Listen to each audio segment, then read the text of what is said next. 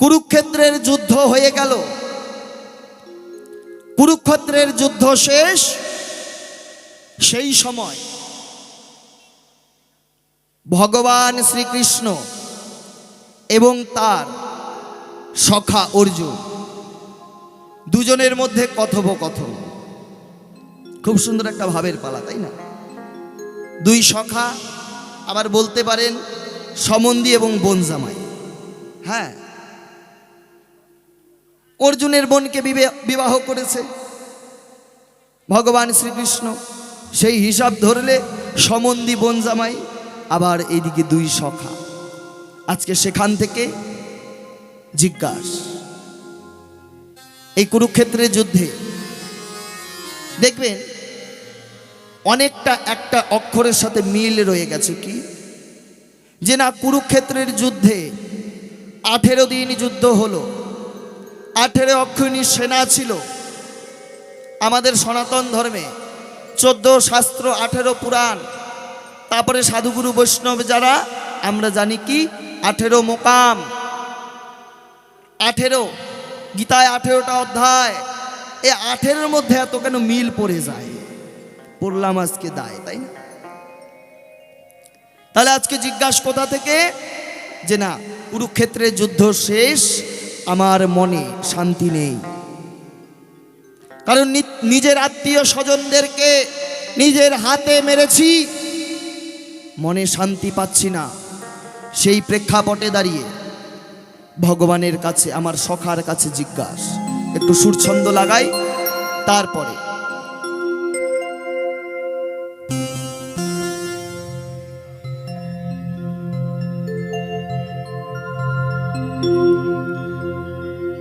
অগ পাণ্ডু পুত্র হইয়া আমি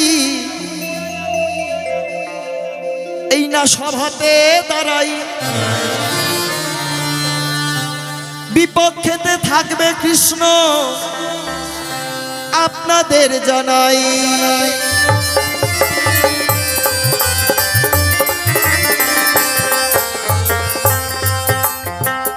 কুরুক্ষেত্রের যুদ্ধ শুরু হবার আগে গো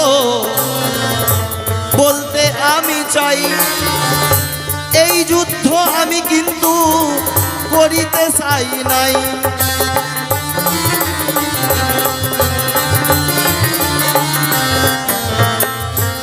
এই যুদ্ধ আমি করতে চাই নাই।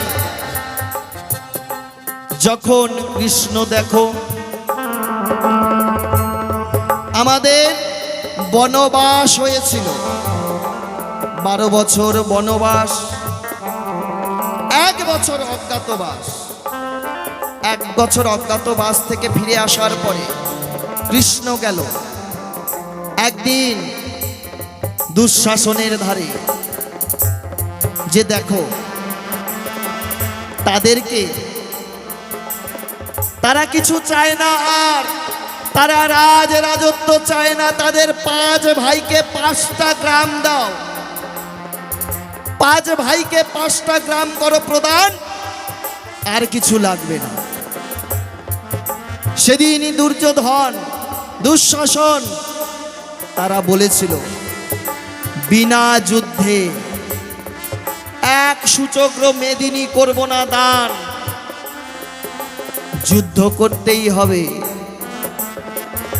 কৃষ্ণ যখন ফিরে এসে বলে আমার ধারে, সেই কথা বলি আমি এ ধর্ম সভা পরে।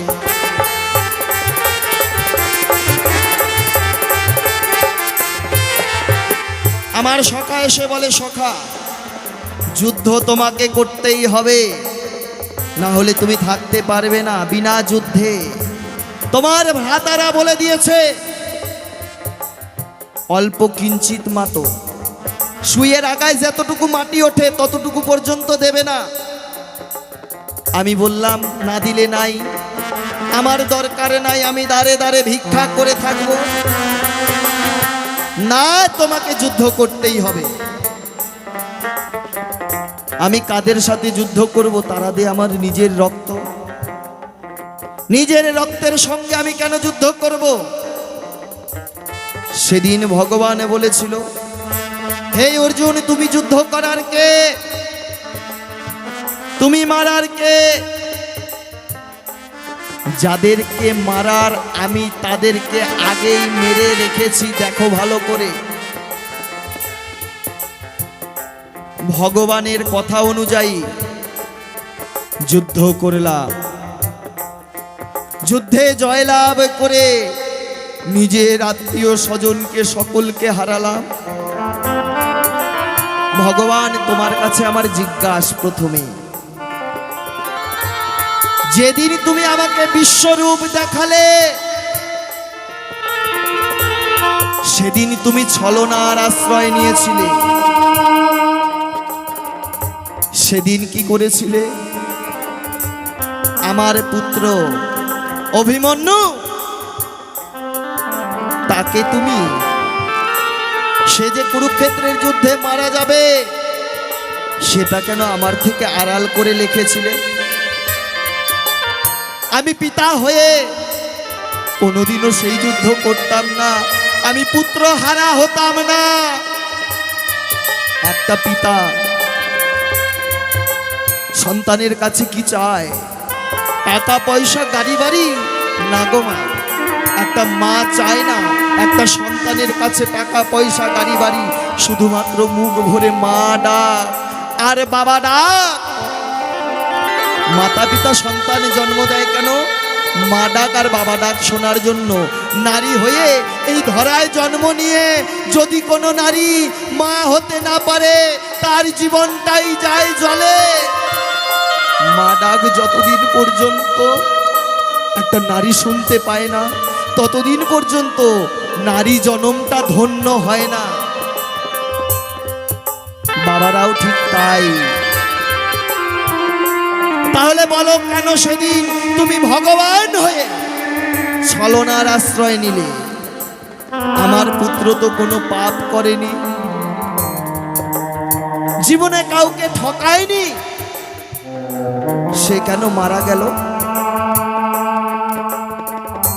বিনা অপরাধে আমার পুত্র কেন মারা গেল? ভগবান, তোমার কাছে আমি জানতে চাই। তুমি নিজের সখার সাথে ছলনার আশ্রয় নিলে,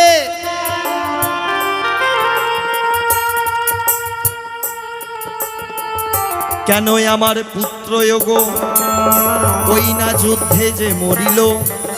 সেই কথা কৃষ্ণ তুমি এই আসরে বলো।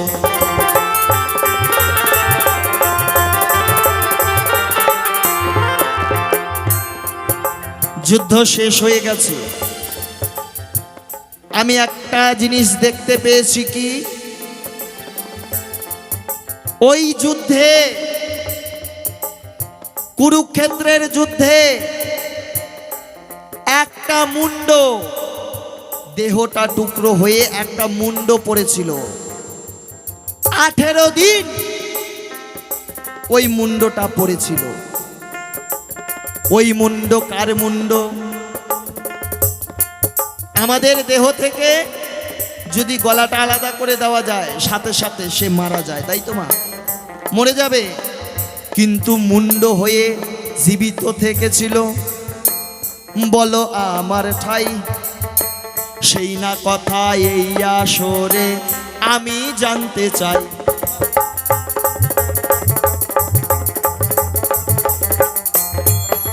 তাহলে দুইটা জিজ্ঞাসা হয়ে গেল। ওই যে মুন্ড 18 দিন পড়েছিল, ওই মুন্ড কে ছিল? ওই মুন্ডের কি পুণ্য করেছিল? মুন্ড হয়ে 18 দিন বেঁচেছিল। একটা মানুষের দেহ থেকে গলাকে যদি আলাদা করে দেওয়া যায়, 5 মিনিট বাঁচবে না, তাই তো বাবা? বাঁচবে? বাঁচতে পারে না। তাহলে ওই মুন্ড কি পুণ্য লাভ করেছিল? 18 দিন ছিল।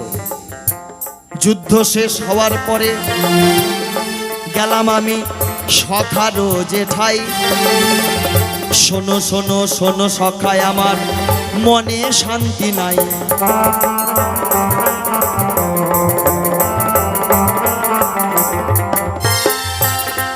আমি যুদ্ধ করেছি, মনে শান্তি পাচ্ছি না। পুত্র হারিয়েছি, আত্মীয় স্বজনকে হারিয়েছি, সকলকে মেরেছি, আমার মনে শান্তি নাই। কিন্তু আমি তো যুদ্ধ করতে চাই নাই, তুমি যুদ্ধ করিয়েছো। ভগবান বলে আমার ঠাই তোমার পাপ হয়েছে। একই আজব কথা। তুমি আমাকে অস্ত্র ধরালে, তুমি বলেছিলে রাখে হরি মারে কে, মারে হরি রাখে কে। সকলকে আমি মেরে রেখেছি, তুমি অস্ত্র ধরো। তাহলে আমার কেন পাপ হলো? আমি তো অস্ত্র ধরতে চাই নাই। এখন বলে তোমার পাপ হয়েছে, প্রায়শ্চিত্ত করো। কি করো? ওই না গঙ্গা স্নান করে বৈষ্ণব সেবা দাও।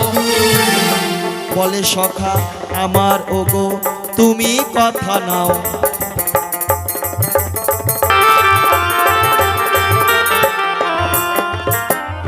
হ্যাঁ, গঙ্গা স্নান করো আর বৈষ্ণব সেবা দাও, তাহলে তোমার মনের শান্তি ফিরে আসবে। এখানে একটা জিজ্ঞাসা, তুমি সর্বের সর্বা, চন্দ্র সূর্য গ্রহ তারা সকল সৃজন তোমার দ্বারা, তাহলে কেন তুমি গঙ্গা স্নান করতে বলো? হ্যাঁ, তাহলে তোমার চেয়ে গঙ্গা বড়? তুমি কেন বলো আমাকে গঙ্গার চরণ ধরো, সাধুর চরণ ধরো, বৈষ্ণবের চরণ ধরো? তাহলে বলো তোমার চেয়ে গঙ্গা বড় নাকি বৈষ্ণব বড়? তুমি তো বলতে পারতে সখা আমার পূজা করো, তাহলেই শান্তি ফিরে আসবে। হ্যাঁ, তুমি বিশ্ব ব্রহ্মাণ্ডের মালিক হয়ে তুমি বলো নাকি গঙ্গার পূজা করো, বৈষ্ণব সেবা দাও। প্রথমবারে রইল আমার এই তো আয়োজন, আর কৃপা করে বসে বসে আপনারা করিবেন শ্রবণ।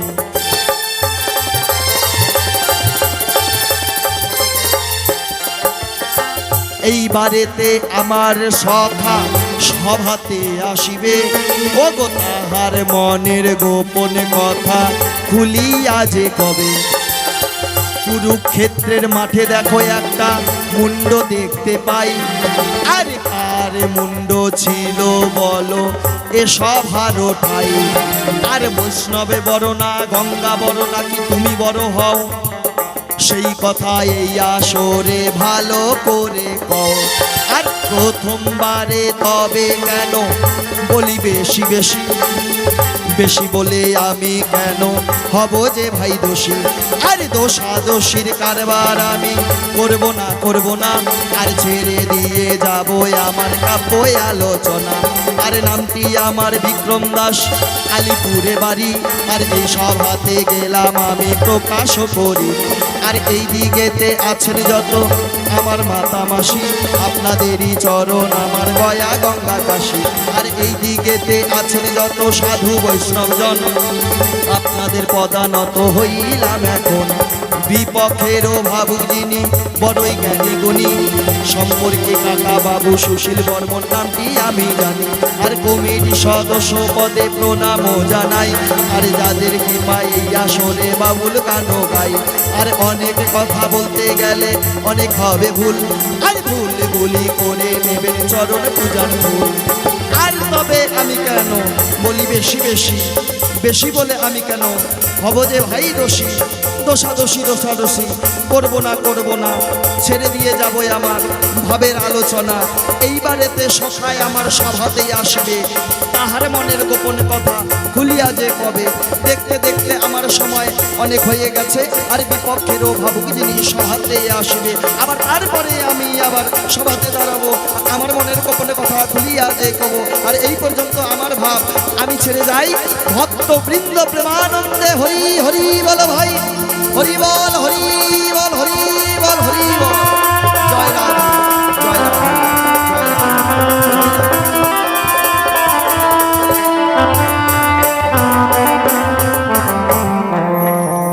ভূমিকাতে কৃষ্ণ হইয়া সভাতে দাঁড়াই, বিপক্ষেতে অর্জুন সখাকে দেখিবারে পাই।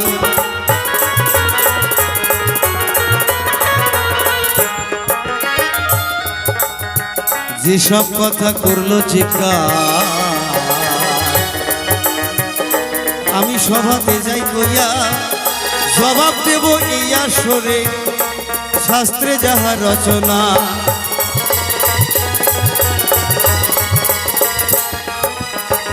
তাহলে অভিমন্যু কেন মারা গেল? মারা যাওয়ার পিছনে কি কি কারণ বর্তমান? এই পঞ্চ পাণ্ডবরা যখন পাশা খেলায় হেরে যায়, এক নম্বর কারণ। পঞ্চ পাণ্ডবরা যখন পাশা খেলায় হেরে যায়, শর্ত কি ছিল? 12 বৎসরের জন্য বনবাসে তাদেরকে যেতে হবে। যদি হেরে যায়, কিন্তু তারা সত্যি সত্যি হেরে যায় শকুনির কুমন্ত্রণায় পড়ে। তাই 12 বৎসর 11 বৎসর যখন হয়ে গেল, আবার 1 বৎসর অজ্ঞাতবাস থাকতে হবে। 1 বৎসর অজ্ঞাতবাস বিরাট রাজার ভবনে যে ছিল, সেই সব কথা এই আসরে আমার বলা যে ভালো।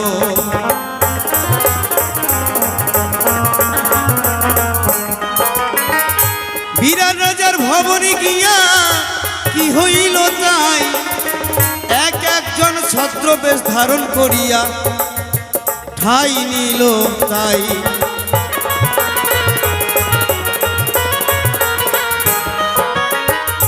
যুধিষ্ঠির মহারাজকে গিয়ে বলল বিরাট রাজাকে, রাজামশাই আমি পাশা খেলতে ভালোবাসি বড়। পঞ্চপাণ্ডবরা বনবাসী হয়ে গেছে, কিন্তু তাদের রাজসভায় আমি পাশা খেলতাম, আমাকে যদি একটু কৃপা করে রাখেন ভালোই হয়। রাজা বললেন ঠিক আছে থাকো। কিছুক্ষণ পরে ভীম গেল, ভীম গিয়ে একই কথা বলল যে আমি পঞ্চপাণ্ডবদের রাজসভায় আমি রান্না বান্না করতাম, কিন্তু তারা তো বনবাসী, আমাকে যদি রাখতেন। সেও রান্নার কাজে লেগে গেল। এখন অর্জুন আমার সখা, সে গিয়ে বলল হে মহারাজ, আমি তো সেই রাজমহলে আমি গান বাজনা শেখাতাম, সবাইকে গান বাজনা করতাম, গান বাজনা শেখাতাম, কিন্তু তারা তো এখন বনবাসী পঞ্চপাণ্ডবরা, আমি আর কোথায় যাব? যদি আপনি একটু ঠাঁই দিতেন। রাজা বললেন যে ঠিক আছে, আমার একমাত্র কন্যা উত্তরা, তাকে তুমি নাচ গান শেখাবে। মনে আছে ভাবো, এই কথাটাই তোমাকে কব, তুমি উত্তরাকে নাচ গান শেখাও। সখা সেই কাজে নিযুক্ত হয়ে গেল। আবার এই যে নকুল ও সহদেব অশ্ব ঘোড়া ইত্যাদি ইত্যাদিদের চিকিৎসালয় হিসেবে তারা ছদ্মবেশ ধারণ করে তারা দ্রৌপদী সহকারে তারা নিযুক্ত হলেন। শোনেন শোনেন সুধী জনা, সভাতে জানাই এইভাবেতে অজ্ঞাতবাস রহিল, শাস্ত্রে যাহা পাই।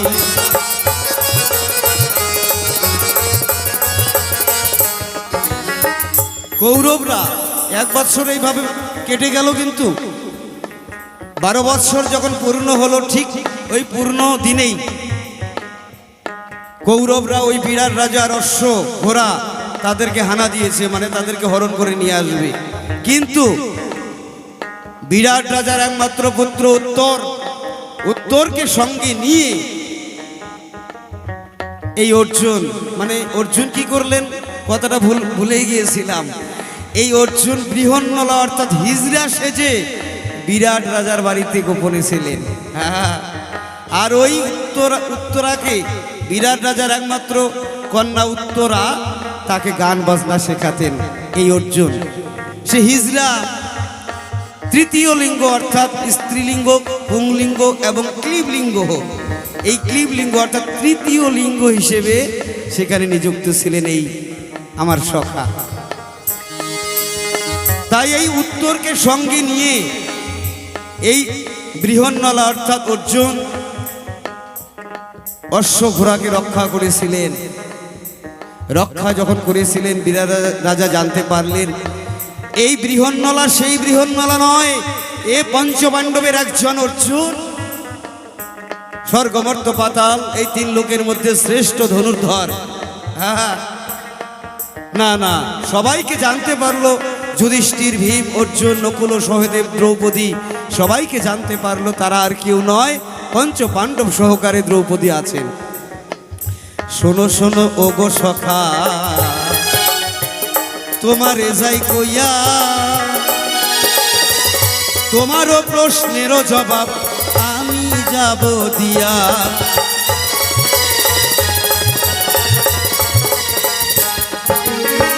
বিরাট রাজা খুশি হলেন, তার অশ্ব ঘোড়া হাতি সব রক্ষা করেছেন কে? এই বৃহন্নলা নামক অর্জুন, পঞ্চপাণ্ডবের একজন তৃতীয় পাণ্ডব, যার নাম অর্জুন। তাই বিরাট রাজা বললেন অর্জুনকে ডাক দিয়া, হে অর্জুন তৃতীয় পাণ্ডব, আমি তোমার গুণে আমি মুগ্ধ, তুমি শ্রেষ্ঠ ধনুর্ধর, তাই আমার একমাত্র কন্যা উত্তরাহা, এই উত্তরার সঙ্গে আমি তোমাকে বিবাহ দিতে চাই। এখানে কিন্তু একটা সমাজ শিক্ষা আছে মাগো, যেটা অর্জুন দিয়েছিলেন।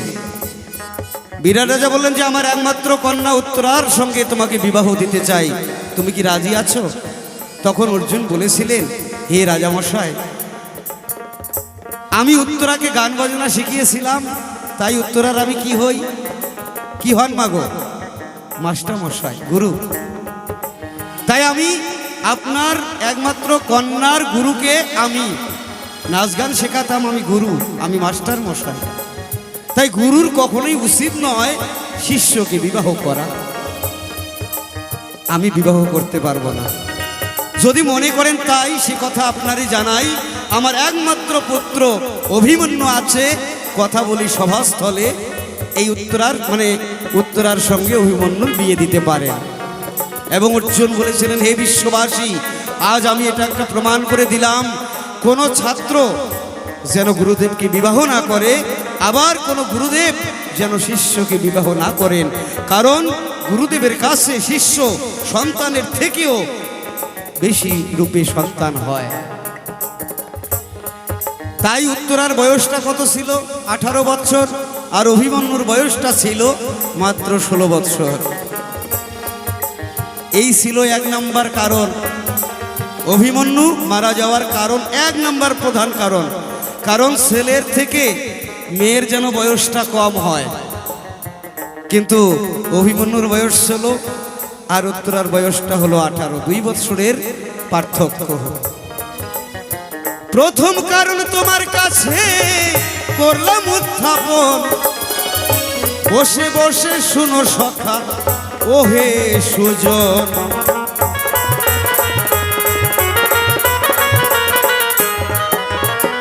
এবার আসি দ্বিতীয় কারণ, তোমার এই একমাত্র পুত্র অভিমন্যু কেন মারা গেছে? চক্রব্যূহ যুদ্ধে। যেদিন যুদ্ধ হবে, কৌরবরা ঘোষণা করে দিল যে আগামীকাল ঠিক চক্রব্যূহ যুদ্ধ হবে, আবার নারায়ণী সেনাও থাকবে। এই নারায়ণী সেনার সঙ্গে যুদ্ধ করতে একমাত্র সক্ষম এই অর্জুন। অর্জুন ছাড়া কিন্তু এই নারায়ণী সেনার সঙ্গে যুদ্ধ কেউ করতে পারতো না বাবা। হ্যাঁ, আবার এই চক্রব্যূহ যুদ্ধ অর্জুন ছাড়া কেউ করতে পারতো না। তাহলে একই দিনে একই সময়ে যদি যুদ্ধ হয়, অর্জুন কার সঙ্গে যুদ্ধ করবে? এদিকে নারায়ণী সেনা, এদিকে আবার চক্রব্যূহ যুদ্ধ। চিন্তায় পড়ে গেল পঞ্চপাণ্ডব। এখন অভিমন্যু বলছে, বাবা আমি জানি তো, আমি চক্রব্যূহ যুদ্ধ করতে জানি। এখন অর্জুন বলছে, কিরে বাবা, তোরে তো আমি কোনোদিন শিখাই নাই। কেন বাবা? এখানে একটা জীবজগতের শিক্ষা আছে মাগো। হ্যাঁ, গর্ভে থাকতেও সন্তান শিখতে পারে যদি শেখার মতো মা হয়। এই পৃথিবীর বুকে এই 24 ঘন্টায় হাজার হাজার লক্ষ লক্ষ সন্তানের জন্ম হয়। হ্যাঁ, কিন্তু নেতাজি সুভাষচন্দ্র বোস, স্বামী বিবেকানন্দ, রবীন্দ্রনাথ ঠাকুর ইত্যাদি ইত্যাদি মহামানব মানবের জন্ম হচ্ছে না কেন? সেই রকম তো মায়ের প্রয়োজন। তাই অর্জুন বলছে, বাবা তোকে শেখাই নাই। অভিমন্যু বলছে, বাবা আমি শিখিয়েছি। কোন দিন জানো? যেদিন একদিন তুমি মায়ের সঙ্গে আলাপন করতেছিলে, চক্রব্যূহ যুদ্ধ কিভাবে করতে হয়, কিভাবে প্রবেশ করতে হয়, তুমি বলছিলে। আমি মায়ের গর্ভ থেকে সমস্ত কথা আমি শুনছিলাম, কিন্তু কিভাবে ঢুকতে হবে আমি সবই শিখেছিলাম। কিন্তু যখন ওই চক্রব্যূহ যুদ্ধ থেকে বের হতে হবে, ততক্ষণে মা ঘুমিয়ে পড়েছে, আর আমার শোনার ভাগ্য হলো না। দেখছেন, গর্ভে থেকে থেকেও সন্তান শিখতে পারে। শোনো শোনো অর্জুন সখা, তোমারে জানাই অল্প কথায় জবাব দেব আমি, কোনো চিন্তা নাই।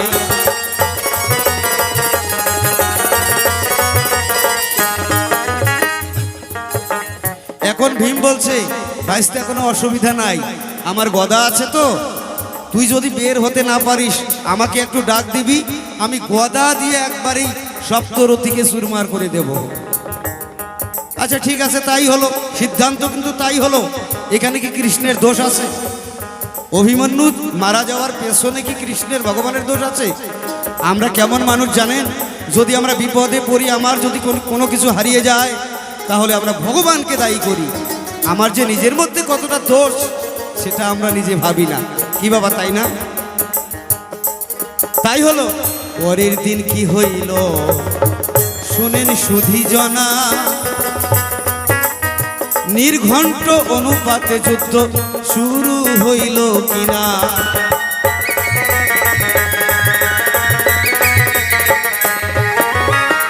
নারায়ণী সেনার সঙ্গে যুদ্ধ অর্জুন করিতে লাগিল, এই চক্রবুহ যুদ্ধের যুদ্ধ অভিমন্যু যাইতে লাগিল।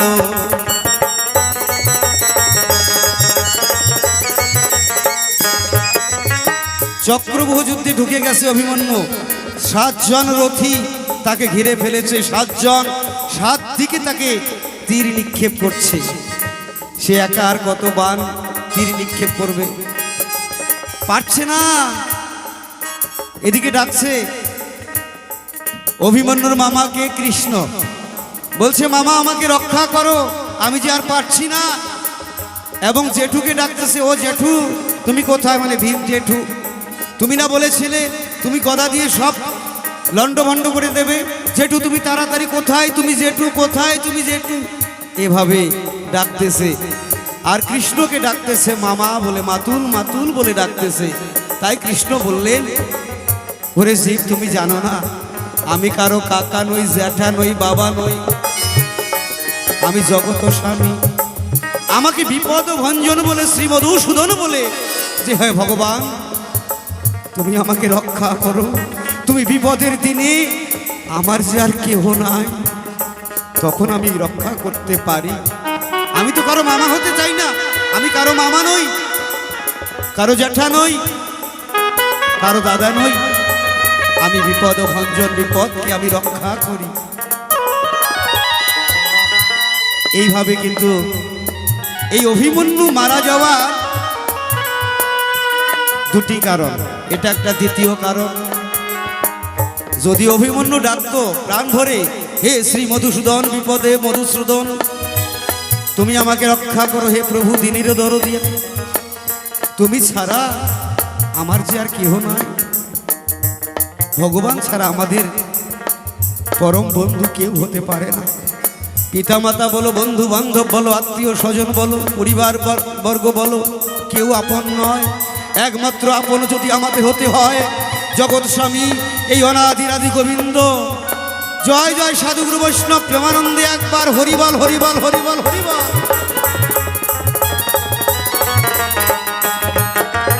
এটা হচ্ছে দ্বিতীয় কারণ অভিমন্যু মারা যাওয়ার।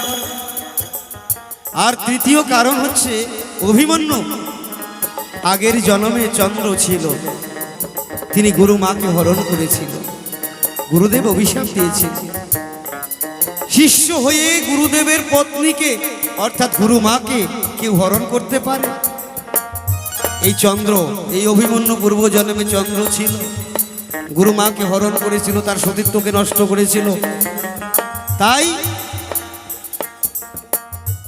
গুরুদেব অভিশাপ দিয়েছিল, তুই আমার পত্নীকে অর্থাৎ গুরুমাকে হরণ করতে পারলি, তোকে অভিশাপ দিলাম পৃথিবীতে জন্ম লবি, ঠিক মাত্র 16 বৎসর তুই বেঁচে থাকবি।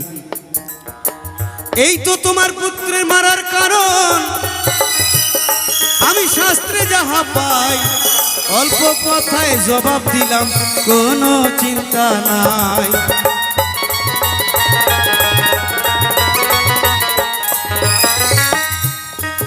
তাহলে অভিমন্যু মারা যাওয়ার পিছনে এই সমস্ত কারণ ছিল। প্রথম জিজ্ঞাসা শেষ। দ্বিতীয়বারের জিজ্ঞাসা কি? এই যে বৈষ্ণব, কুরুক্ষেত্রের যুদ্ধ হলো কার নাই আছে জানা, তোমার পাপ হয়েছে কি না?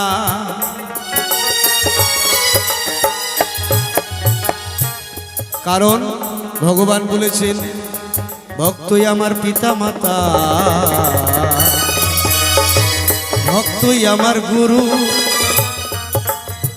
ভক্তই নাম রেখেছে আমায় বাঞ্ছা কল্পতরু।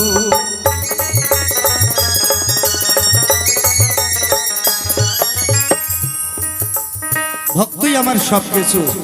ভক্ত না খাইলে আমি নিজেও না খাই, ভক্তের বোঝা আমি বহন করে যাই। হে অর্জুন সখা, তুমি জানো না, ভক্ত যদি কৃপা করতে পারে তাহলে জগৎ স্বামী তোমাকে কৃপা করবে, এর আগে নয়। সেও তো ভক্ত। তুমি এত বড় পাপ করেছো, পাপ হয় কি হয়নি?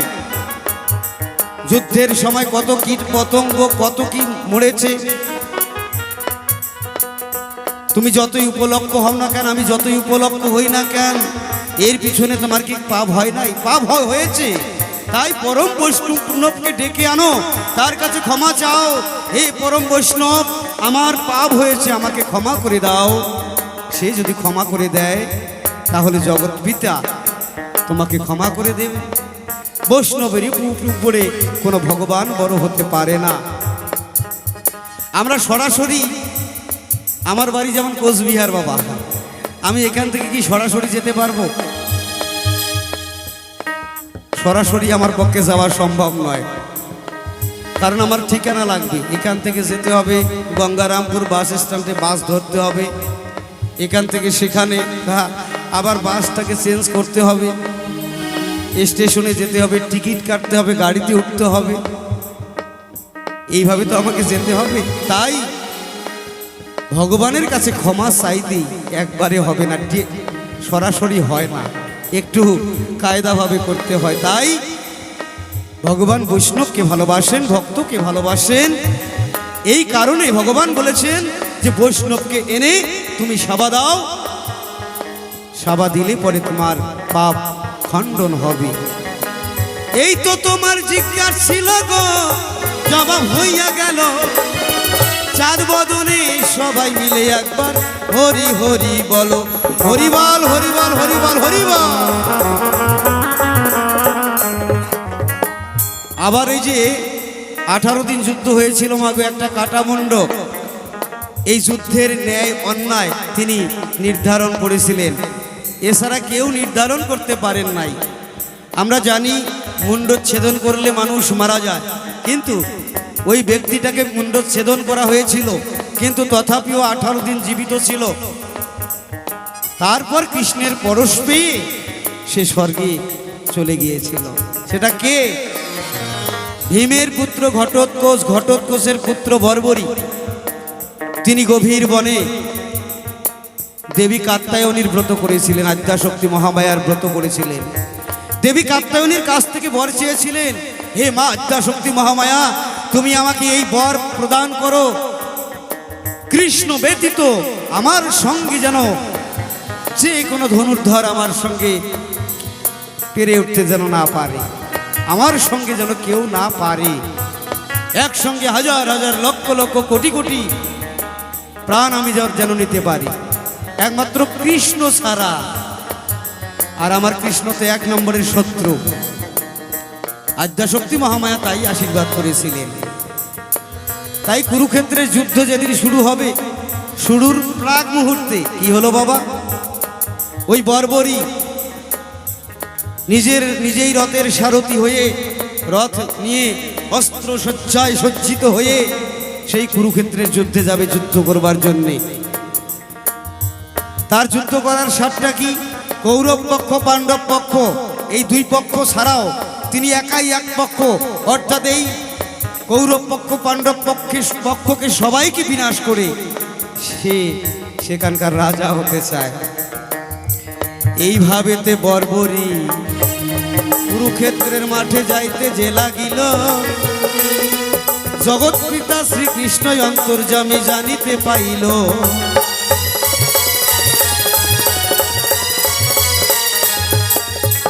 কৃষ্ণ জানতেন যে এই বর্বরী শ্রেষ্ঠ ধনুর্ধর আজ যদি কুরুক্ষেত্রের মাঠে আসে সত্যি সত্যি সবাইকে বিনাশ করতে পারবে, তাই এটাকে আটকাতে হবে।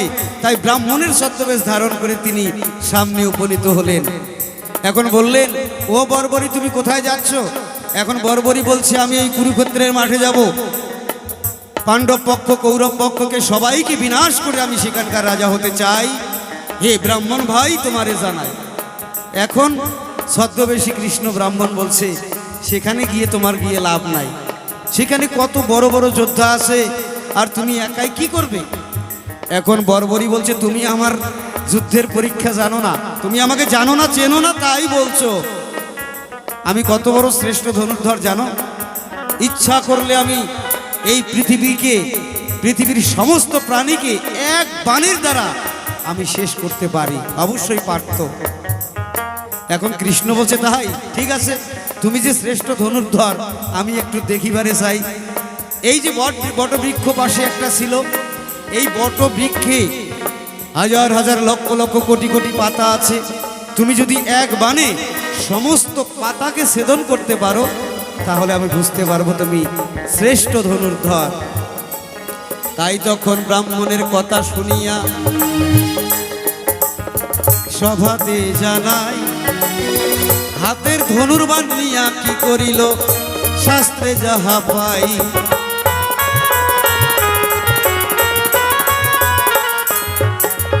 মন্ত্র উচ্চারণ করে যখন ধনুর্বাণ ছেড়ে দিল, তীর ছেড়ে দিল, সত্যি সত্যি এক বাণে সমস্ত পাতা ছেদন হয়ে গেল।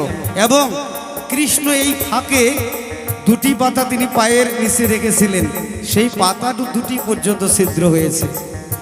তো এখন ছদ্মবেশী কৃষ্ণ ব্রাহ্মণ বলছে, ভাই আমি বুঝতে পারলাম তুমি শ্রেষ্ঠ ধনুর্ধর, তবে সেখানে তুমি যেও না, আমি তোমাকে করি মানা, ওই কুরুক্ষেত্রের মাঠে তুমি যেও না।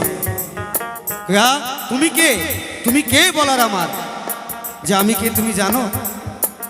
আমি জানি না, তুমি পথ ছাড়ো, তুমি আমাকে আটকে রেখো না, আমি সেখানে যাব, মনে আছে ভাবো। এখন ব্রাহ্মণ বলছে, তুমি আমাকে চেনো?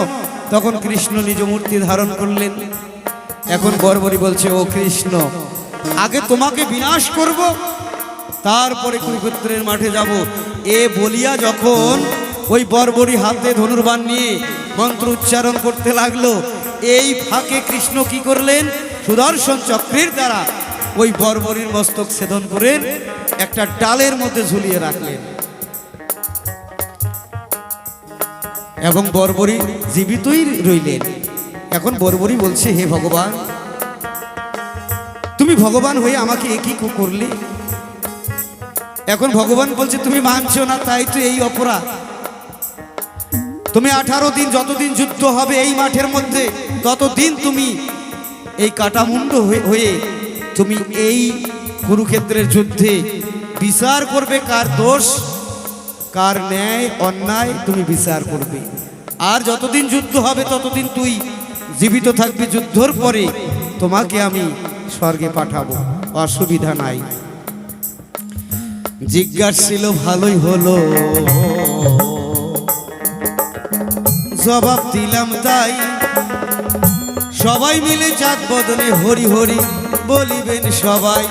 জয় জয় রাধা গোবিন্দ প্রেমানন্দে সবাই মিলে একবার হরিবল হরিবল হরিবল হরিবল হরিবল। আস্তে আস্তে আস্তে। তো যাই হোক, সখার যাহা জিজ্ঞাসা ছিল অল্প কথায় জবাব হয়ে গেল, কারণ হাতে তো অল্প সময়, অল্পের মধ্য দিয়েই করতে হবে গল্প। এখন একটু সখাকে পাঠাই। একা একা বলার একবারই ইচ্ছা নাই। সখা বলে কথা, সখা মানে বন্ধু, বন্ধু মানে বান্ধব। বন্ধু আর বান্ধবের মধ্যে তাৎপর্য আছে। বন্ধু কি রকম জানেন? পথের পরিচয়। দেখা হলো, দাদা আপনার বাড়ি কোথায়? এভাবে গল্প করতে করতে বন্ধু তৈরি হয়। আর বান্ধব বিপদে আপদে নিদানে যে সদা সর্বদা পাশে থাকে তাকে বলা হয় বান্ধব। হে অর্জুন সখা, তুমি আমার বন্ধু নও, তুমি আমার বান্ধব। কারণ তোমার কাছে আমার জিজ্ঞাসা থাকবে, আচ্ছা বলো বলো, তোমার হাতে একটা ধনুক দেখতে পাই, ধনুকের জন্মটা কোথায়? আর এই ধনুকটা তুমি কোথায় পেলে? কথা বলবে সভাস্থলে। 1 নাম্বার জিজ্ঞাস। আমি শাস্ত্র মাঝে যাহা দেখতে পাই তোমার 10খানা নাম, সেই 10খানা নামের আমি পূর্ণ আলোচনা চাই না। তার মধ্যে একটা নাম হচ্ছে ধনঞ্জয়। ধনঞ্জয় নামখানা কি কারণে হলো সেই কথাটাই তোমার কাছে আমার জানার কিছু রইল। ঠিক আছে, 2টা কথাই থাক। ধনুর্বাণ কোথায় পেলে? কথা বলবে সভাস্থলে। ধনঞ্জয় নাম কি কারণে হলো এই কথাটাই তোমার কাছে জিজ্ঞাসা রইল। এই 2টা কথা রেখে একখানা গান গাইতে গাইতে বিদায় নিচ্ছি। দেখি আমার বিপক্ষের ভাবুক কোনভাবে কোন কথা কয়, পরের বার এসে সেইভাবে আমি কথা বলার চেষ্টা করব।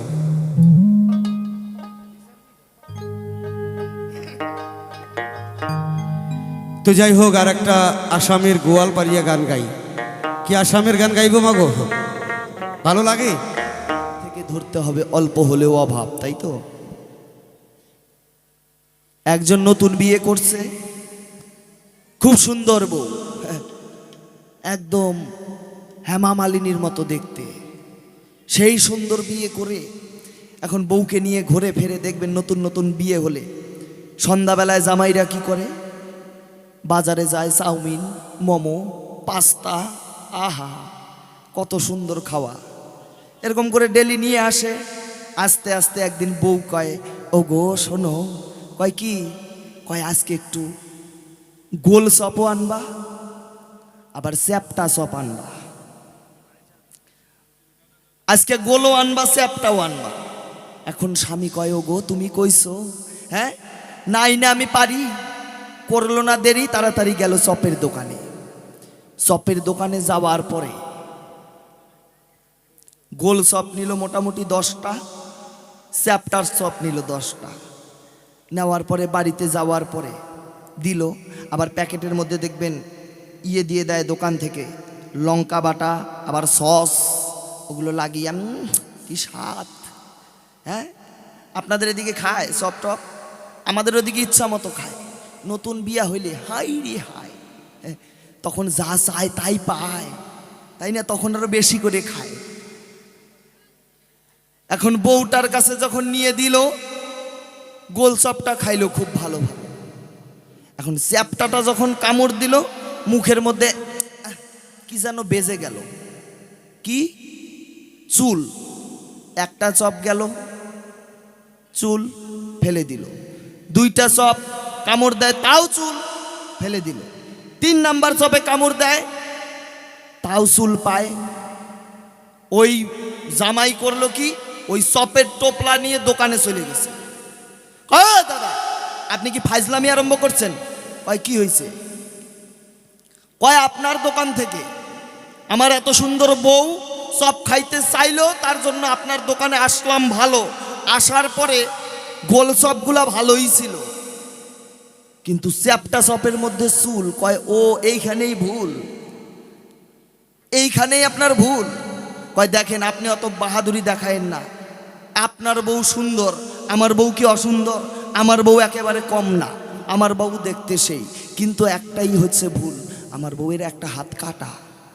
দুঃখের কথা কবু কি, গরিব মানুষ, দিনের বেলায় আমি খেতে কাজে যাই, দিনের বেলায় দোকানে কাজকর্ম সব আমার বউ রেডি করে দেয়। আলু সিদ্ধ করতে হয়, আলু চুলতে হয়, এগুলো আমার বউ করে। ওই যে একটা হাত কাটা, ওই গোল চপটা কোনো মতে হাত দিয়ে, এক হাত দিয়ে হয়ে যায়। চ্যাপটাটা তো আর হয় না, ওই চ্যাপটাটা নিয়ে বগলতলার মধ্যে চাপা দেয়, চাপা দিয়ে চ্যাপটাটা বানায়। কয় দাদা আর অল্প কয়দিন, ওই চাপা দিতে দিতে যেই কয়টা চুল আছে মোটামুটি হয়ে গেছে, আরো যা আছে পড়ে যাবে, চিন্তা করেন না, চুল আর পাবেন না। ওই আমার সখারও ঠিক তাই ব্যাপার, মানে যা পেয়েছে একেবারে খারাপ দেয় নাই, যা আছে বাকি পরের বারে এসে পরিষ্কার করে দেবে। আমার কাছে বলে, তোমার হাতে ধনু দেখতে পাই, এটা তুমি কোথায় পেলে? আবার তোমার অনেক নাম, তার মধ্যে ধনঞ্জয় নাম প্রধান। এই নাম তোমাকে কে দিল, কি করে হলো? খুব সুন্দর জিজ্ঞাস। আগে একটা গান শোনাই।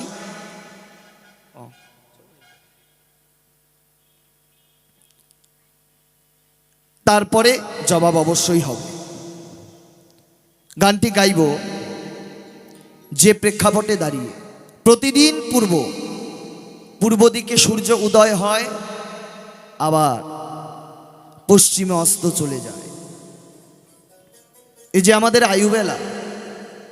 আয়ুবেলা মা উদয় হয়েছে, বেলাটা যখন ডুবে যাবে, এই যে বেলা ডোবা ডোবা ভাব, চারিদিকে কালো আধার নেমে আসছে, কখন যে আমাদের আয়ুবেলায় আধার নেমে আসবে, কালো ছায়া নেমে আসবে, তা আমরা কেউ জানি না, কেউ বলতে পারি না। আজকে কত সুন্দর এখানে চাঁদের বাজার, এ দেশে কত সুন্দর চাঁদের বাজারে লেগেছে, কিন্তু এ দেশে যে থাকবো কতক্ষণ তা তো কেউ বলতে পারি না। এ দেশ থেকে আমাদের বিদায় নিতেই হবে চিরতরে। কোথায় যাব, কিভাবে থাকব?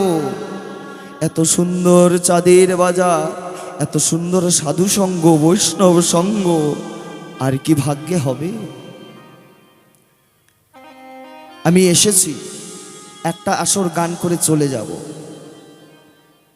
এখান থেকে গাড়ি, গঙ্গারামপুর থেকে গাড়ি ধরব, আলিপুর দুয়ারে গিয়ে পৌঁছাবো। প্রত্যেকটা মানুষ আমরা সেই যাত্রার যাত্রীর পথিক। কখন যে কার গাড়ি এসে যাবে, কখন যে কাকে গাড়িতে চড়তে হবে, তা আমরা কেউ জানি না, তা আমরা কেউ বলতে পারি না।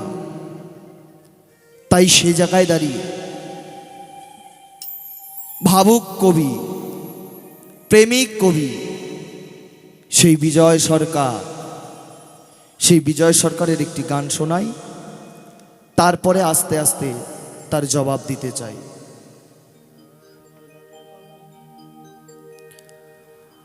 আমার গানের পালা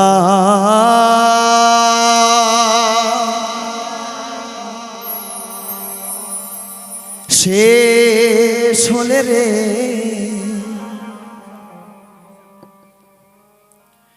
এই আসরে ভেঙে যাবে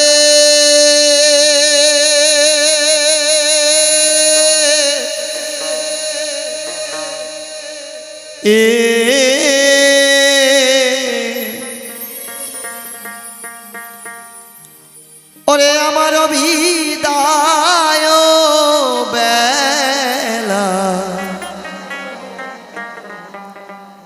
ওই দেশে যেতে হবে।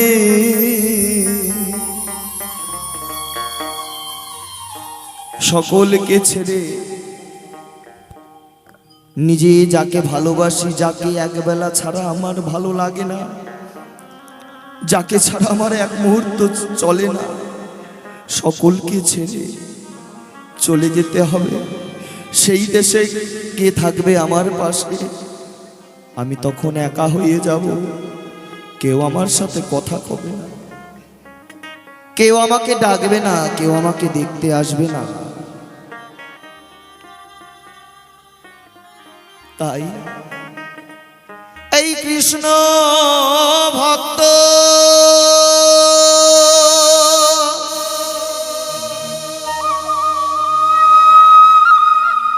সাধু সঙ্গ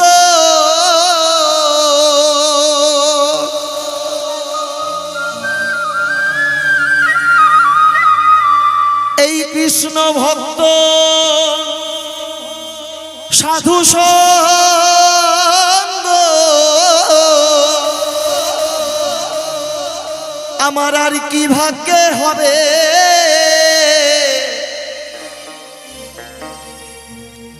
আমার বিদায় বেলা,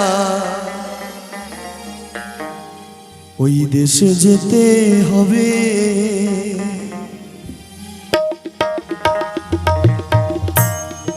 আমার বিদায় বেলা, দেশে যেতেই হবে।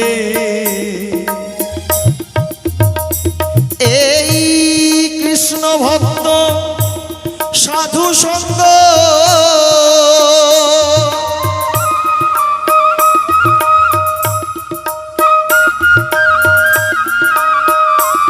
এই কৃষ্ণ ভক্ত সাধু সঙ্গ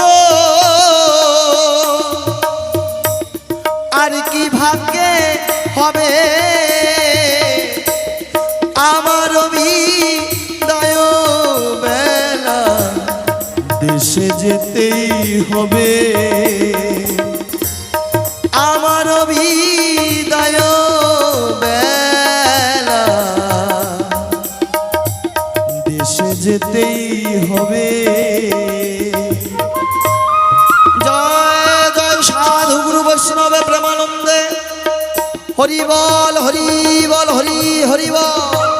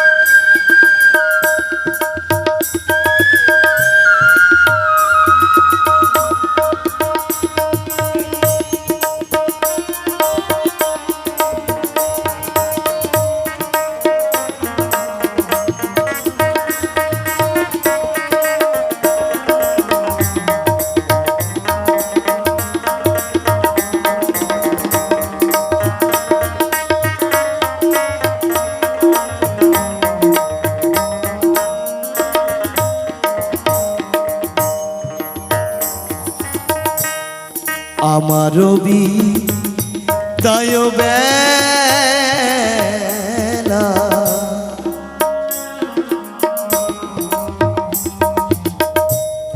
এই ভিক্ষা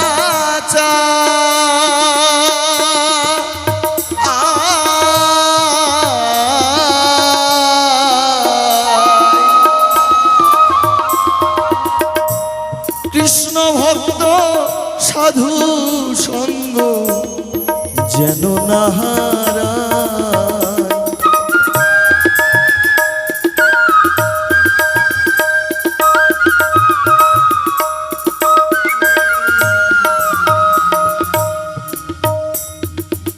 হয়তো পূর্ব জন্মে কোনো কর্ম ভালো করেছিলাম, আমার মাতা পিতা কোনো কর্ম ভালো করেছিল, তাই আমি মায়ের গর্ভে জন্ম নিয়ে এত সুন্দর সাধুর চরণ দর্শন করতে পারছি। জীবনে কখনো গেলাম না সাধুর চরণ ধরতে, জীবনে কখনো সাধুর বাজারে গিয়ে নিদির সাধুর চরণ ধুলি নিজের মস্তকে ধারণ করলাম না। কত জনম গাছ হয়ে বনে বনে দাঁড়িয়েছিলাম, দাঁড়িয়ে দাঁড়িয়ে শুধু কেঁদেছি আর বলেছি, হে প্রভু, এত কষ্ট এত যাতনা আর সহ্য হয় না, প্রভু মুক্ত করো, আমায় মুক্ত করে দাও, এই যন্ত্রণার সহ্য হয় না। উপরে বজ্র পড়ে, রোদ্রে পুড়ে, বৃষ্টিতে ভিজে এভাবে কত দিন দাঁড়িয়েছিলাম। প্রভু কথা দিল, মুক্ত করে দিল। কতবার জলজ প্রাণী হয়েছি, জলে জলে ছিলাম, কত বনের পশু হয়ে তখন মনে মনে বলেছি, প্রভু যদি মানব কুলে যেতাম, মানব কুলে গিয়ে হয়তো তোমার নাম করতাম, আমি মানব কুলে গিয়ে তোমার চরণ সেবা করতাম, সাধুর বাজারে গিয়ে সাধুর চরণ ধরে নিতাম। প্রভু দাও না, দাও না প্রভু, আমায় মানব করে পাঠিয়ে দাও প্রভু। প্রভু মানব করে পাঠিয়ে দাও। কতবার অন্ধ হয়েছি, চোখে দেখতে পাইনি, তখন শুধু কেঁদেছি, হে ঠাকুর মানব কুলে পাঠালে, কিন্তু দুটো চোখ দিলে না। যেই চোখ দিয়ে সাধুর চরণ দর্শন করব, যেই চোখের জল দিয়ে সাধুর চরণ ধোয়াবো, বৈষ্ণবের চরণ ধোয়াবো। প্রভু চোখ দিয়েছে, আবার কখনো হাত দুটো নিয়েছে, হাত দেয়নি। প্রভু এই জন্মে তুমি আমাকে চোখ দিলে, হাত দুটো দিলে না। এই হাত দিয়ে আমি সাধুর বাজারে যেতাম। হা গোবিন্দ, প্রাণ গোবিন্দ বলে দু বাহু তুলে তোমার নাম করতাম। নিতাই গৌর হরিবল হরিবল। কেড়ে নিলে প্রভু।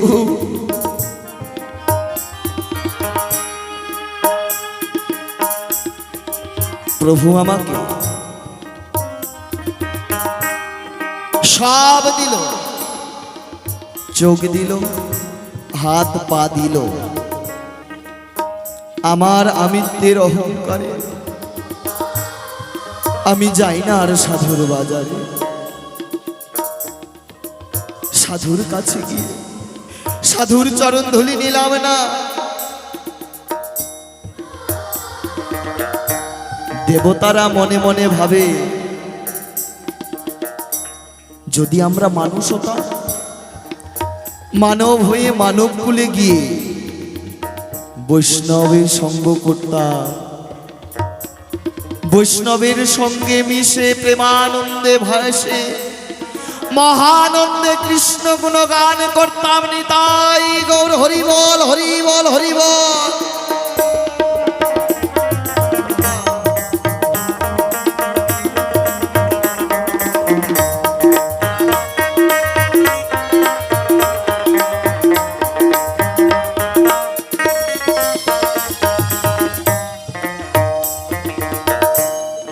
আমার বিদায় বেলা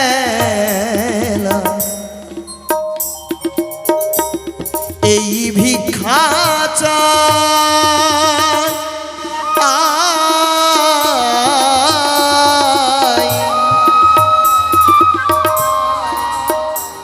এই কৃষ্ণ ভক্ত সাধু সঙ্গ যেন না হারায়। আমায় ভিক্ষা দিয়া দাও পাঠাইয়া,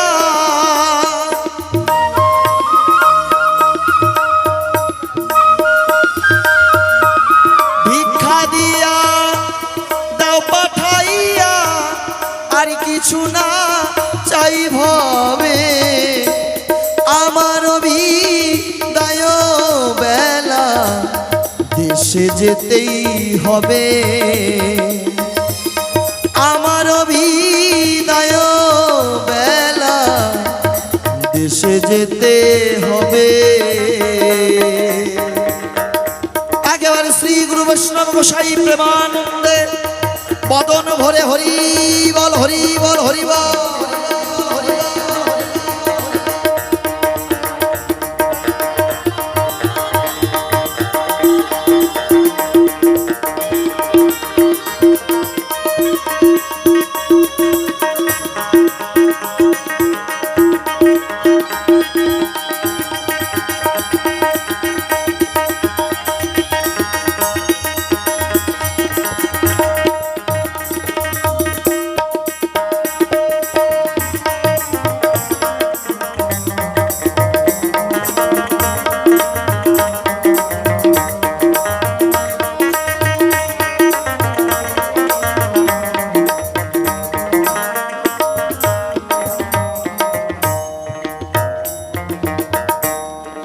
আমার যারা তারা শুধু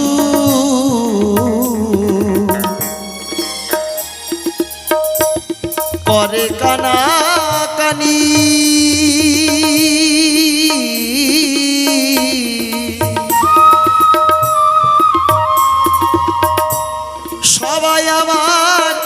কাছে চলি, পড়ে আছি আমি।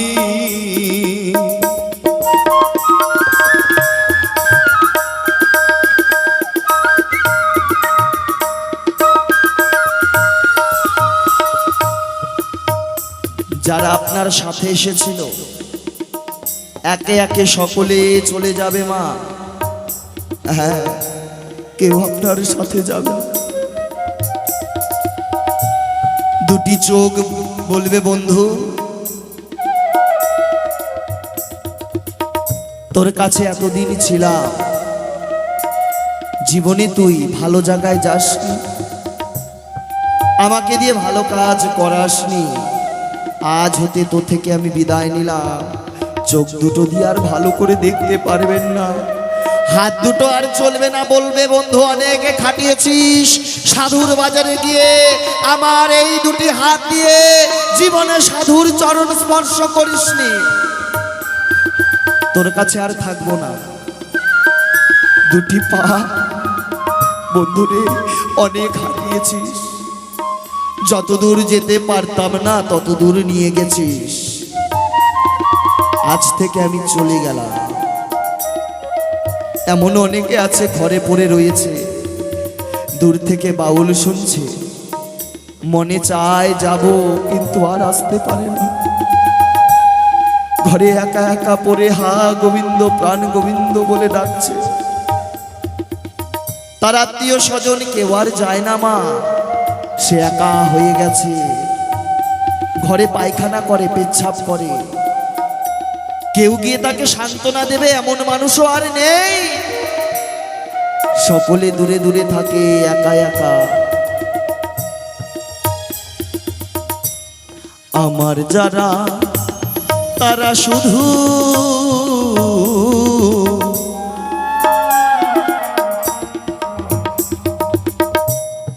করে কানাকানি,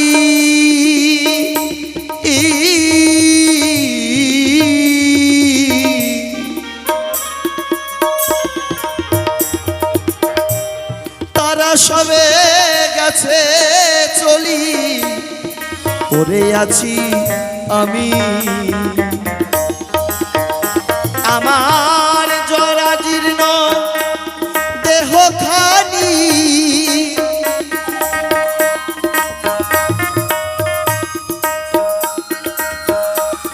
জরাজীর্ণ দেহখানি সঙ্গে কি আর যাবে, আমার বিদায় বেলা দেশে যেতেই হবে।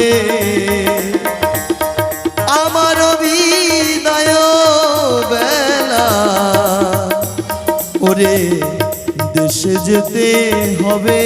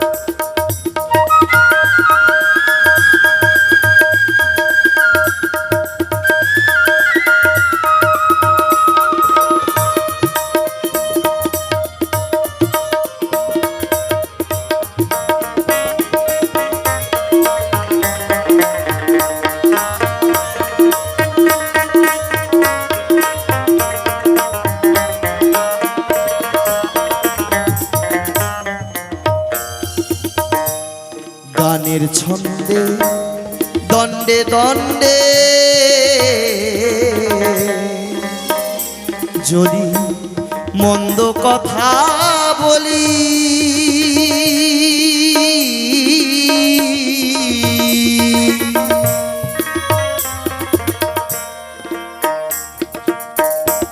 সাধু গুরু বৈষ্ণব তোমরা আমার কেউ দিও না গালি।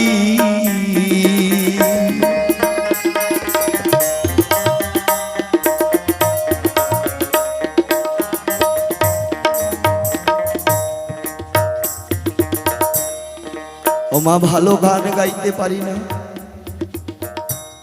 দুটো কৃষ্ণ কথা বলে আপনাদের মন ভরাবো সেরকম যোগ্যতা আমার নেই। শুধুমাত্র সাধুর চরণধুলি পাবার আসে দেশ বিদেশে ঘুরে বেড়ায়। যদি আমার কথায়, আমার বলায় যদি আপনাদের প্রাণে আঘাত লাগে, নিজের সন্তান ভেবে একটু চরণে ঠাঁই দেবে, যেন আমি সাধু সঙ্গ করতে পারি। সাধুর সঙ্গ করতে করতে সাধুর চরণধুলি যেন পাই, সাধুর চরণধুলি পেয়ে যেন আমার পাপী জীবনটাকে জুড়াই। হরি বল, হরি বল, হরি বল।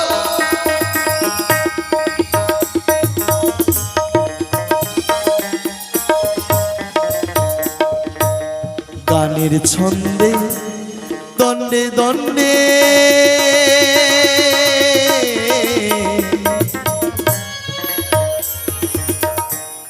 মন্দ কথা বলি,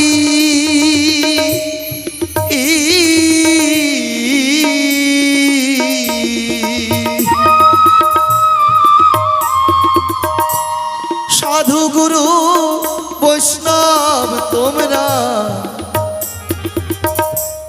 কেউ দিও না গালি।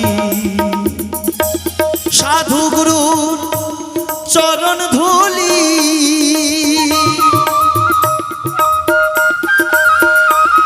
সাধু গুরুর চরণ ধুলি শেষের সম্বল হবে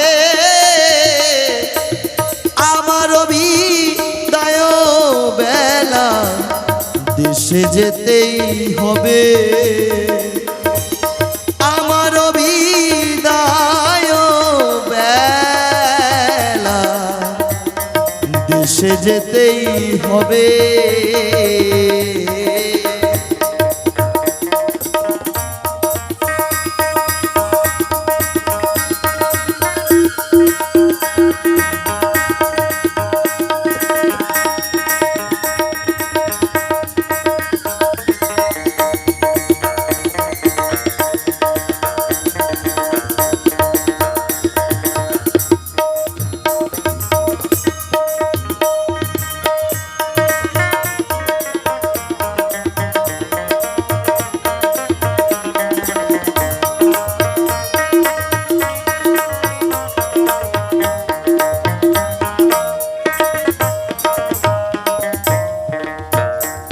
পাগল বিজয় বলে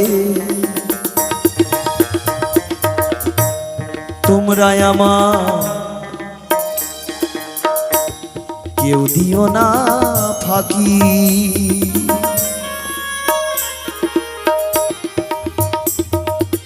হে দয়াল, জীবনে কতজনকে কত কিছু দিয়েছি, কতজনকে কত ভালোবেসেছি, বিনিময়ে শুধু লাঞ্ছনা, বিনিময়ে শুধু গঞ্জনা।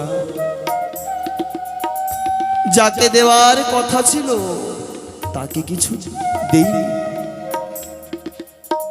জীবনটা বয়ে গেল, কখনই যে জীবনে আধার নেমে আসবে, পুরবী সন্ধ্যা কাল বেলা নেমে আসবে তাকেও জানি না। যাকে দেব বলেছিলাম তাকে দেইনি, তাকে ফাঁকি দিয়েছি। যাকে দেওয়ার কথা না তাকে সব কিছু দিলাম। বিনিময় আমার শেষ সময় আর কিছু থাকবে না। হে দয়াল, জীবনে তোমার নাম করতে পারলাম না, তোমার গুণগান করতে পারলাম না। তোমার ভক্তের বাজারে গেলাম না,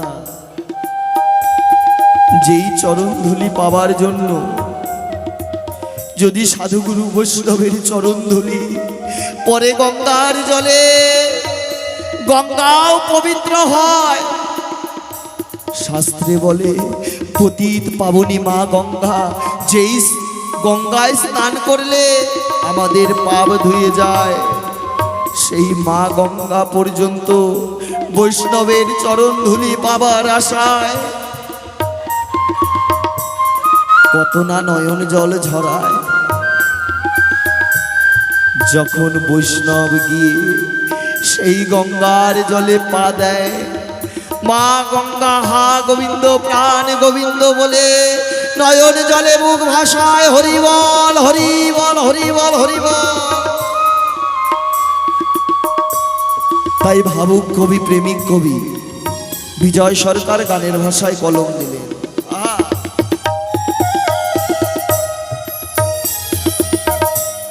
বিজয় বলে তোমরা আমায় কেউ দিও না ফাঁকি,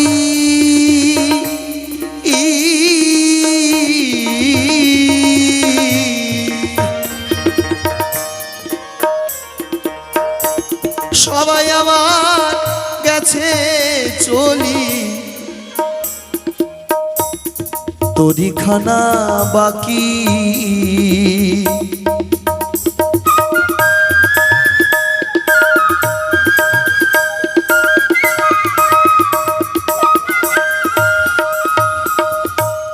বিজয় বলে তোমরা আমায় কেউ দিও না ফাঁকি,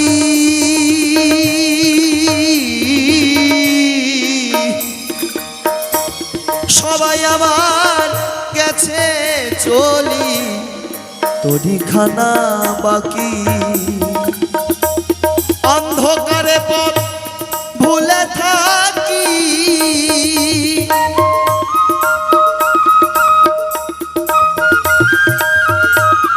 অন্ধকারে পথ ভুলে থাকি, পতা খাইয়া দিবে আমার বিদায় বেলা, দেশে যেতেই হবে আমার বিদায় বেলা, দেশে যেতে হবে। এই কৃষ্ণ ভক্ত সাধু সঙ্গ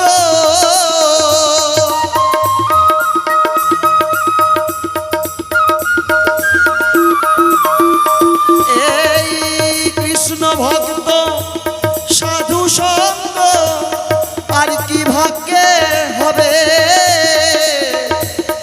আমার বিদায় বেলা, দেশে যেতেই হবে আমার বিদায় বেলা, দেশে যেতেই হবে আমার বিদায় বেলা। ওরে মন দেশে যেতে হবে।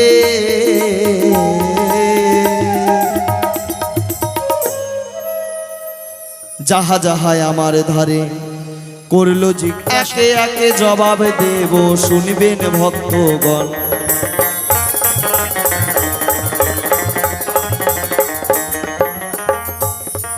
আমার সখায় আমার ধারে বলে বটে তাই, তোমার ধনুর্বাণ কোথায় পেলে বলো সবার ঠাই।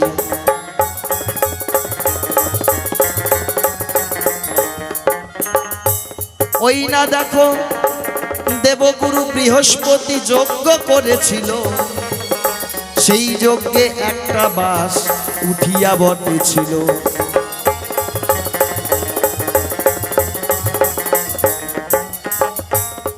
তৃতীয় পর্ব থেকে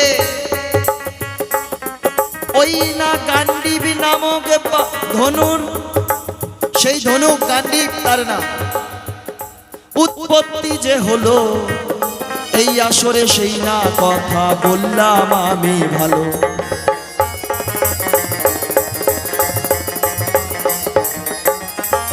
আবার ধনঞ্জয় নাম কে বা দিয়েছিল, সেই কথা সখায় গো আমায় জিগাইল।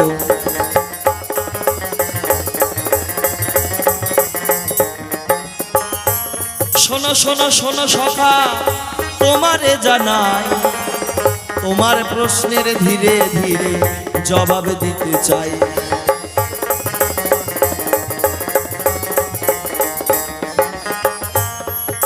কুন্তী দেবী আর গান্ধারী দুজনে ভোলানাথকে সন্তুষ্ট করবে মনে ভাবে, তাই ভোলানাথ বলে যে আগে আমাকে 108টা সোনার বেলপাতা দিয়ে পুজো করবে, তার পুজোতে সন্তুষ্ট হব। এখন সোনার বেলপাতা বানাবে কোথায়, পাবে কোথায়? গান্ধারী গিয়ে দেখো দুর্যোধনদেরকে বলে, শোন পুত্র শোন, 108টা সোনার বেলপাতা লাগবে, তোরা আনিবি এখন।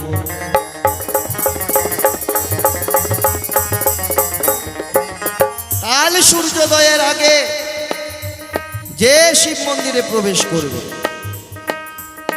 সেই শিবের আশীর্বাদ পাবে। বেশ, অর্জুন বলে কুন্তীর ঠাই মা, চিন্তা করার দরকার নাই, একদম চিন্তা করো না। অর্জুনকে একজন শ্রেষ্ঠ ধনুর্বাণ চালাতে পারে, তার মতো আর এই জগতে ধনুর্বাণ কেউ চালাতে পারে না, তাই তো? ওই অর্জুনে দেখো এক বাণ দিয়ে কুবেরের ধন এনেছিল, সেই জন্য সেদিন কুন্তী ধনঞ্জয় নাম দিয়েছিল।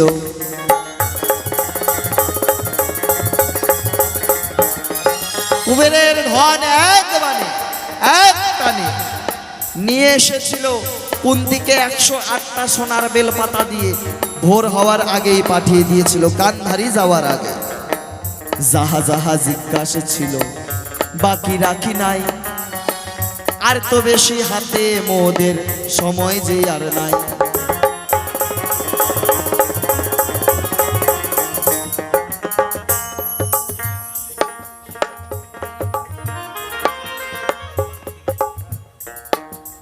এবার আসো আসো আসো সখা গো, আমরা মুখামুখি দাঁড়াই, মুখামুখি এবারে আমরা মিলন গীতে গাই।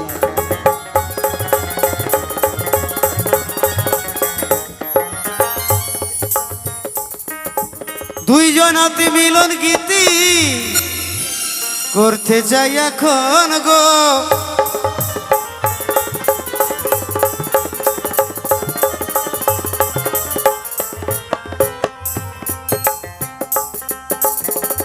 তোমার পুত্র মারা গেছে বলি আমি সভাস্থলে, কোনো চিন্তা নাই বলবো তোমায়, তোমার কুলে দ্বন্দ্ব মোহনাই গো। শোনো, জন্মিলে মরিতে হবে, অমরকে কথা রবে, তাই না?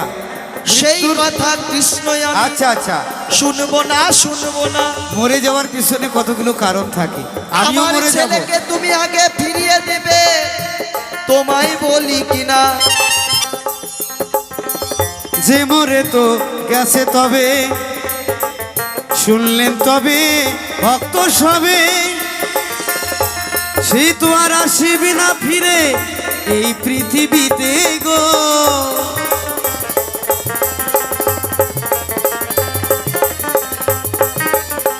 শ্রাদ্ধ তর্পণ তুমি করো তাড়াতাড়ি, সেই কাজই সারো, স্বর্গধামে যাবে চলে, কোনো চিন্তা নাই গো।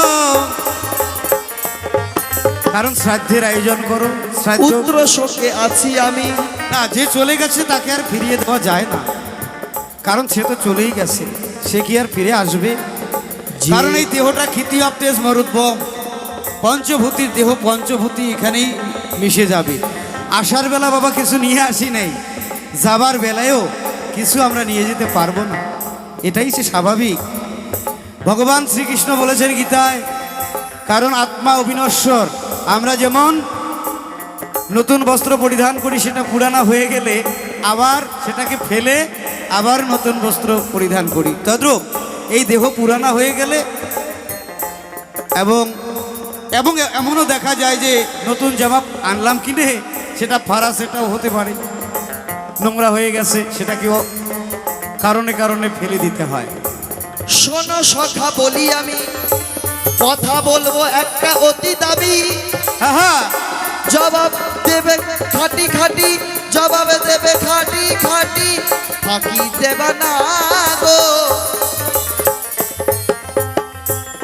যেই কুরুক্ষেত্রের মাঠে হ্যাঁ, হ্যাঁ, এত মানুষের রক্ত গঙ্গা বয়, এত মানুষ প্রাণ হারায়, কেউ স্বামী হারিয়েছে, কেউ স্ত্রী হারিয়েছে, কেউ পুত্র হারিয়েছে, হ্যাঁ, একে হ্যাঁ। একে সকলে সব হারিয়েছে, হ্যাঁ, হ্যাঁ। সকলের চোখের জল ঝরছে অবিকল। আমার মতো সে অবশ্যই। তুমি সকলের চোখে জল রেখে হ্যাঁ। তুমি যেই মাঠে এত মানুষের মৃত্যু হয় সেটাকে ভগবান আমার ধর্মক্ষেত্র কয়। হ্যাঁ, অবশ্যই। সেটা কুরুক্ষেত্রের কিভাবে যুদ্ধ। ধর্মক্ষেত্র হলো বাহ বাহ বাহ। এই আসরে খুলে বলো, জবাব দেবে অতি ভালো, জবাব দেবাই অতি ভালো, চিন্তার কারণ নাই গো। শোনো সখা তুমি তবে বলো বলো। কথা বলবো এসব হাতে। তবে দেখো, এই দেহটাও কিন্তু একটা ধর্মক্ষেত্র, কুরুক্ষেত্র। কুরু কথার অর্থ হচ্ছে তৈরি করো, আর ক্ষেত্র হচ্ছে দেহ।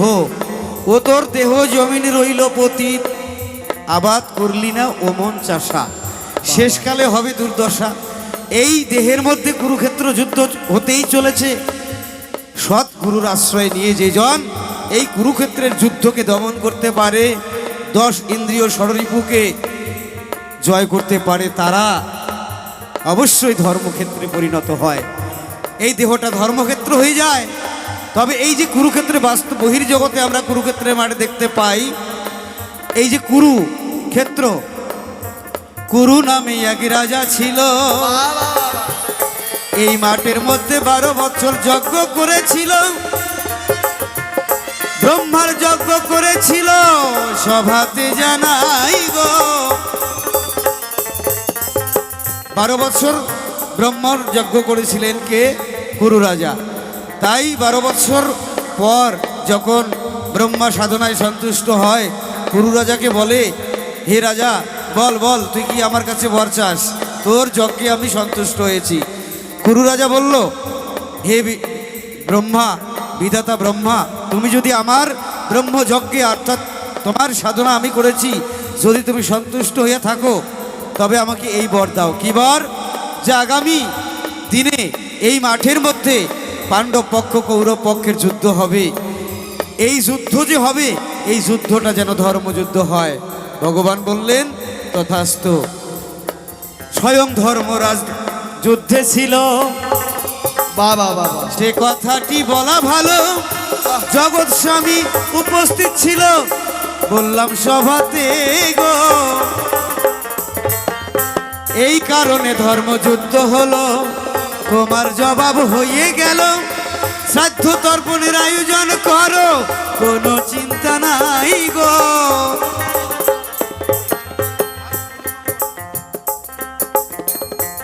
এবার মধুমঙ্গলকে ডাক দেওয়াই ভালো। ও, মধুমঙ্গলের ব্যাপারটা তুমি বলছো, তাই না? হ্যাঁ, শান্তি মুনির পুত্র ছিল, মধুমঙ্গল তার নামটি হলো। বেশ বেশ। 12 বছর আগে তার মৃত্যু হলো, সেটাই বলতে চাও গো। হ্যাঁ, এই তো বুঝে গেছো। দেখো, মধুমঙ্গল কৃষ্ণ বলাই এই শান্তিপন মুনির আশ্রমে 64 দিন ছিল। হ্যাঁ, তাই 64 দিন পর যখন গুরুদেবের আশ্রম থেকে চলে আসবে, বিদায় নেবে, তখন গুরুমা বলেছিল, হে কানাই বলাই, আমার 12 বছর পূর্বে মধুমঙ্গল আমার একমাত্র পুত্র ছিল, সে চলে গিয়েছে, মারা গিয়েছে। কিন্তু যেদিন থেকে তোরা এই আশ্রমে এসেছিস, মা মা বলে আমাকে ডেকেছিস, সেই দিন থেকে আমি আমার পুত্রের কথা ভুলে গিয়েছি। বাবা, তুই যদি আজকে এই আশ্রম থেকে চলে যাস, আমি মা ডাক কার কাছে শুনবো? হে কৃষ্ণ বলাই, যদি চলেই যাবি, তুই আমার ওই 12 বছর আগে ছেলেটা মারা গেছে ওইটারে আগে ফিরিয়ে দিবি। আসলে কৃষ্ণ ভগবান অন্তর্যামী, সে জানতো এই মধুমঙ্গল মারা যায়নি, সমুদ্রের তলায় দানবরা তাকে বন্দি করে রেখেছিল। কৃষ্ণ বলাই কি করিল, বেশ বেশ সমুদ্র তলায় তখন গেল, দানবদের সঙ্গে যুদ্ধে জয় করে মধুমঙ্গলকে আনিল গো, মনে যারে লাগে ভালো। সে তো মরে নাই, আচ্ছা কারণ এই দেহ থেকে প্রাণ পাখি যখন চলে যায় তাকে আর ফিরিয়ে দেওয়া যায় না। যতক্ষণ থাকবে ততক্ষণ একটা চেষ্টা করা যায়। সে তো একবারে প্রাণ ত্যাগ করে দিয়েছে। এখন আমি কি যে করি। শ্রাদ্ধ তর্পণ করো তাড়াতাড়ি। আচ্ছা, শ্রাদ্ধ করতে হবে। শ্রাদ্ধ কথার অর্থ হচ্ছে শ্রদ্ধা করা। কারণ জগৎ স্বামীকে তুমি নিবেদন করো, হে জগৎ স্বামী, আমার একমাত্র পুত্র, তার বিদেয়ী আত্মাটা তুমি তোমার চরণে ঠাই দাও। তোমার ডাক অবশ্যই শুনবে। শোনো শোনো ও হে সখা, বলো বলো বলো সখা। কথা বলি নাই আমি ফাঁকা। বাবা বা কুরুক্ষেত্রের জন্য দুইজন একই একা, বললাম সভাতে তাই গো। তাহলে এবার আমি শ্রাদ্ধ করব। হ্যাঁ হ্যাঁ হ্যাঁ, শ্রাদ্ধ করতে গেলে টাকার প্রয়োজন তো। টাকার প্রয়োজন। হ্যাঁ হ্যাঁ হ্যাঁ, যেই বা যারা মারা যায় হ্যাঁ। শ্রাদ্ধ করতে গেলে অন্তত ভিক্ষা করতে হয় দাঁড়ে দাঁড়ে। আচ্ছা, আমি যেহেতু তোমার সখা, তোমাকে একটু কি সাহায্য করতে পারি তুমি না? আমার সাথে চলো। হ্যাঁ অবশ্যই। ওরে এবার- আছেন যত কুরুক্ষেত্রবাসী, আপনাদের জানাই সখার এই শ্রাদ্ধ তর্পণের জন্য ভিক্ষা কিছু দিয়ে করিতেন যাবেন সবাই গো। মনে যারে লাগে ভালো। যে যা পারেন মা, সামনে যারা আছেন পিছনে হ্যাঁ, যারা হ্যাঁ। আছেন, যে যা পারেন মা, ও হ্যাঁ, যে যা কারণ পারেন। কুরুক্ষেত্রবাসী আমাদের আর আপনারাই- সময় নাই, এরপরে শিল্পী চলে এসেছে। জন মিলে মরতেই হবে। ওই যে এক মা, এই যে আমার পুত্রের শ্রাদ্ধের জন্য 1 মা 10 টাকা দিল, তারে যেন কৃপা করে, তারে যেন কৃপা করে শ্যামকৃষ্ণ কালো গো। মনে যারে লাগে ভালো, আরে কোথায় পাই গো, মনে যারে লাগে ভালো। ও মা, কারো কাছে কি নেই নাকি? আচ্ছা, আপনারা দেরি করবেন না, আমাদের পরে। শিল্পী চলে এসেছে, এত আপনারাও সুন্দর- দেবেন না, আমরাও ছাড়বো। হ্যাঁ, কারণ এত সুন্দর লাইট, এত সুন্দর মাইক, এত সুন্দর মিউজিশিয়ান।